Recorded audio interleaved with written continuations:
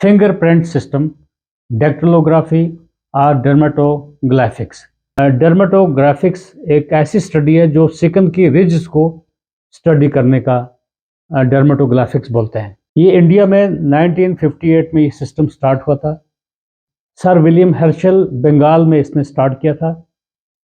ये छोटी छोटी जो रिज्स होती हैं फिंगर टिप्स के ऊपर, तकरीबन 12 से 16 वीक के अंदर माँ के पेट में ये बन जाती हैं और 24 वीक में बोला जाता है कि कंप्लीट हो जाती है। जब बच्चे की पैदाइश होती है तो रिज्स वगैरह जो होती हैं वो ऑलरेडी बनी होती हैं। जो रिज्स वगैरह बनी होती हैं ये फिंगर्स पे, थम्स पे और पार्ट्स ऑफ पाम्स वगैरह और फीट यानी पाँव पे भी ये बन चुकी होती हैं जब बच्चा पैदा होता है। इनकी मैं थोड़ी क्लासिफिकेशन बताने की कोशिश करूँगा। ये तकरीबन लूप्स होते हैं, आप फिगर में देख सकते हो 60 to 70% होते हैं। कुछ रेडियल इनको बोलते हैं, अल्नर बोलते हैं, वोल्स बोलते हैं, तकरीबन 25 से 35% तक होते हैं। कंसेंट्रिक हैं, स्पायरल हैं, डबल स्पायरल होते हैं, आलमंड शेपर्ड, आर्चेस अबाउट 6 से 7% तक होते हैं। कुछ प्लेन होते हैं, टेंटेड है, एक्सेप्शनल है, कंपोजिट है वगैरह वगैरह। सेंट्रल पॉकेट लूप्स होते हैं, लेटरल पॉकेट लूप्स होते हैं, ट्विंटेड लूप्स होते हैं।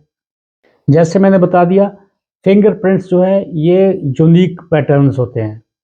ये एक फ्रिक्शन रिजेस, रेज्ड एरिया और furrows, up down, recess, up is raised is ridges और जो डाउन वाला होता है रिसेस बोलते हैं उसको। तो पैड्स ऑफ फिंगर्स में आप इनको या थंब में होते हैं अवेलेबल। हाथों की उंगलियों के जो निशान होते हैं वो ज़्यादा यूटिलाइज किए जाते हैं। अदरवाइज फीट के भी, पाँव के भी निशान होते हैं।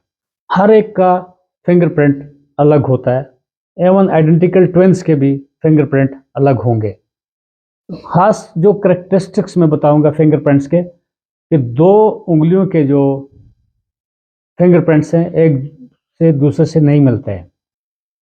हाँ, कभी कभी फिंगरप्रिंट्स डिस्ट्रॉय हो सकते हैं अगर प्लास्टिक सर्जरी से या कहीं एब्रेजन से, कट से वो फिंगरप्रिंट्स डिस्ट्रॉय हो सकते हैं। हर शख्स का अलग फिंगरप्रिंट होता है। फिंगरप्रिंट का जो आजकल बायोमेट्रिक टेक्नोलॉजी या बायोमेट्रिक अटेंडेंस वगैरह होती है या फिंगरप्रिंट जिसमें वो ज़्यादा यूज़ करते हैं, ज़्यादा होती हो, उनके फिंगरप्रिंट्स थोड़े से फेड हो सकते हैं। आपको ये अंदाज़ा नहीं होगा कि एक फिंगरप्रिंट में तकरीबन 66 लाइंस होती हैं। फिंगरप्रिंट्स के लिए आइडियली अगर आप राइट हैंडेड पर्सन हो तो लेफ्ट हैंड के फिंगरप्रिंट्स आप यूज़ करने चाहिए। उनमें भी खासकर आपको लिटिल फिंगर या इंडेक्स फिंगर या थंब को छोड़ के ये इन दो रिंग फिंगर और मिडिल फिंगर के आपको अगर फिंगरप्रिंट्स अटेंडेंस के लिए लिए जाएं तो वो ज़्यादा प्रेफरेबली ठीक रहते हैं और दे आर मोर एक्यूरेट और वो कभी जल्दी फेड नहीं होते हैं। क्रिमिनल्स केसेस में जो 10 की 10 उंगलियों के निशान लिए जाते हैं, मगर सिविल पर्पस के लिए तकरीबन थंब इम्प्रेशन ही लिया जाता है। अब प्रेफरेबली आप अपने फिंगरप्रिंट्स को महफूज रखने के लिए कहीं आपने डिटर्जेंट वगैरह यूज़ किया साबुन से, तो आपका ये थोड़ा वो डिसअपेयर जैसे हो सकते हैं। लेकिन उसके बाद अगर आप मॉइस्चराइज़र क्रीम वगैरह लगाएंगे तो बिल्कुल ये हाथ से टाइम लगा के रखना है, तो उसके बाद ये रिज वगैरह इनके जो ये वापस अपेयर हो सकते हैं। क्या हमें फिंगरप्रिंट फॉर बायोमेट्रिक वो ज़्यादा प्रेफरेबल है कि फेस रिकॉग्निशन बेहतर है? जो फेस रिकॉग्निशन है ये क्विक है, बहुत एक्यूरेट होता है और रिलायबल होता है, उसमें कंटैक्ट नहीं होता है, इन्फेक्शन के चांसेस ट्रांसमिट नहीं होते हैं।